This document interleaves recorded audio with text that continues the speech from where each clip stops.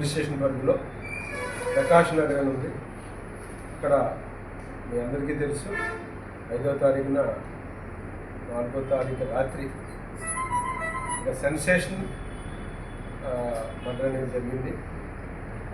చేసిన ఏంటంటే బాధాకరమైన విషయం, కుటుంబ సభ్యులే భర్తను చంపేశారు.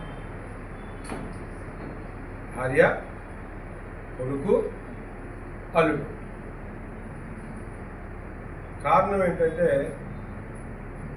ఎవరైతే చనిపోయాడో ఈ అసిర్ నాయుడు, ధర్మాన అసిర్ నాయుడు అనే అతను కార్ డ్రైవర్గా పనిచేస్తున్నాడు. విపరీతంగా తాగుతాడు, ఇంటికి ₹1 ఇవ్వడు. భార్య ఏదో హోటల్లో పనిచేసుకుంటుంది. కొడుకు సిగ్వీలో డెలివరీ బాయ్గా పనిచేస్తున్నాడు. అల్లుడు కూడా కార్పెంటర్గా పనిచేస్తున్నాడు. ఇది ఈ ఫ్యామిలీ తాలూకా హిస్టరీ. ఈ రిసీజ్ డబ్బులు ఇవ్వకపోగా ఆ భార్య తెచ్చుకున్నటువంటి హోటల్లో పనిచేసి తెచ్చుకున్న ₹1 కూడా ఈ తాగుడికి బలవంతంగా తీసుకెళ్ళిపోతుంది. ఇవ్వకపోతే కొట్టేస్తాడు. ఇంట్లో ఒక బీభత్సం సృష్టిస్తాడు. ఇంట్లో ఏ టీవీ ఉంటే టీవీ కొట్టేస్తాడు. డబ్బులు ఇవ్వకపోతే ఏదంటే అది నాశనం చేసేస్తుంటాడు. దాంతో భార్య, కొడుకు వీళ్ళిద్దరూ వెక్స్ అయిపోయారు. అంటే అల్లుడంటే బయట ఉంటాడు, పెళ్ళి అయిపోయింది కాబట్టి బయట ఉంటాడు. బట్ వెక్స్ అయిపోయారు అనమాట. ఏంటి ఇలా అమ్మ సుఖపడలేదు, నేనేదో ఇంటింటికి వెళ్ళి నేను సిగ్గి ద్వారా సంపాదించి చేస్తే ఇంటికి వచ్చి వీళ్ళు పాడు చేసేస్తున్నాడు. కష్టపడి ఏసీ కొనుక్కుంటే ఏసీ నెలకు కొట్టాడు, టీవీ కొనుక్కుంటే టీవీ నెలకు కొట్టాడు.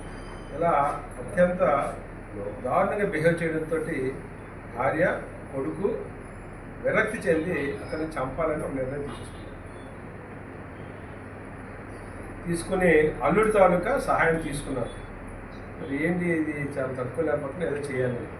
ఇక్కడ భార్య ఇది నేరం అంతా నా మీదే వేసుకుంటాను, మీరు నాకు సహాయం చేయండి చాలు అని చెప్పి ఒక్కగానే అతను ఏం చేయలేక అటు కొడుకు అతను అల్లుడి తాలూకా సహాయాన్ని తీసుకుని వాళ్ళంతా కూడా 3వ తారీఖుని ఒక ప్లాన్ చేసుకున్నారు. దాన్ని 4వ తారీఖు రాత్రి ఇంప్లిమెంట్ చేశారు.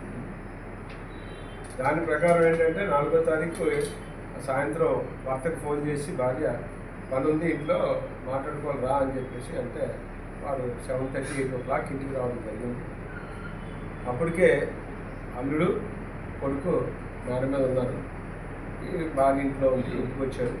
రాగానే అక్కడ ఆర్గ్యుమెంట్ అనేది భార్యాభర్తలు జరిగిన తర్వాత ఆవిడ ఈ ఆర్గ్యుమెంట్ జరుగుతున్నప్పుడే కొడుకు, అల్లుడు కూడా ఇంట్లోకి వచ్చారు. వచ్చి వాళ్ళు ముందుగానే ప్రీ ప్లాన్ ఉంది. ఇతన్ని ఎన్ని రకాలుగా అవసరమైతే ఏదన్నా ఉపయోగించాలి అనేటువంటి ప్లాన్లో ఉన్నారు కాబట్టి ప్రిపరేషన్ అనేది పక్కాగా. సో దాని ప్రకారం వీళ్ళందరూ కలిసి భార్య ముందు కర్రతో అతను కొట్టడం, ఎంత కొట్టినా అతనికి కొంచెం స్ట్రాంగ్ మ్యాన్ ఇదవడానికి కొడుకు ఇలా కాదని చెప్పి భార్య ఏం చేస్తుంటే ఇంట్లో కత్తిపేట కూరగాయలకు వస్తే కత్తిపేటతో తల మీద కొట్టేసింది. కత్తిపేటతో తల మీద అన్ని చోట్ల కొడితే అంత భార్య కొట్టేసింది. కొట్టినంత అన్ని కూడా కట్ ఇంజరీస్ అన్నీ కూడా ఉన్నాయి.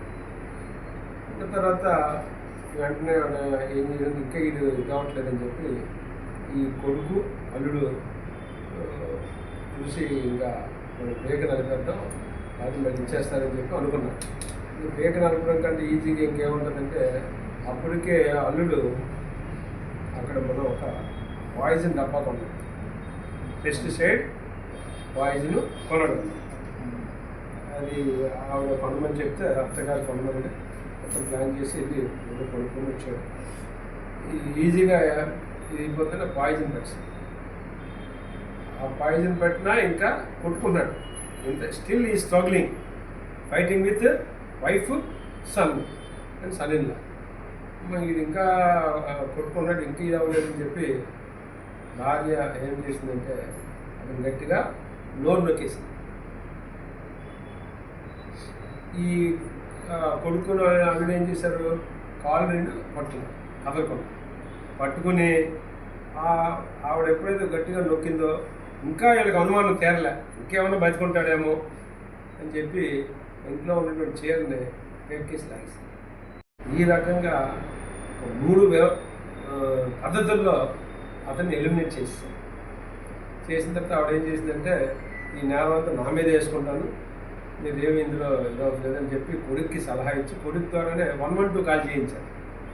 అక్కడ ఏదో మర్డర్ అయిపోయింది, ఆవిడే చంపినట్టుగా ఏదో ఎవరు బయట వాళ్ళు చేసినట్టుగా మాకు కాల్ కూడా చేయించారు.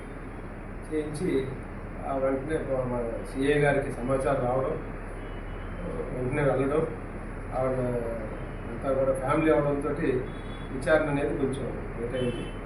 ఇమీడియట్గా ఎవరైతే ముందు కంప్లైంట్ ఇచ్చింది ఎవరు, కొడుకే ఇచ్చాడు, ఇలా మా నాన్న ఇలాగ అయిందని. ఈ విచారణలో చేసిన తర్వాత ఇచ్చిన తర్వాత ఎంక్వైరీకి రావట్లేదు కొడుకు. అల్లుడైతే వచ్చాడు, వచ్చి వాళ్ళు అటెండ్ అయ్యారు, వాళ్ళు కూడా మళ్ళీ అల్లుడు కూడా వెళ్ళిపోయాడు.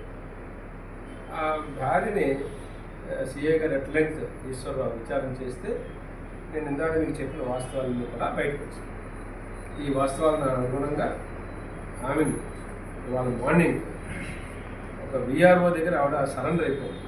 ఈ విచారణ అంతా జరుగుతుంది. జరిగిన తర్వాత మరి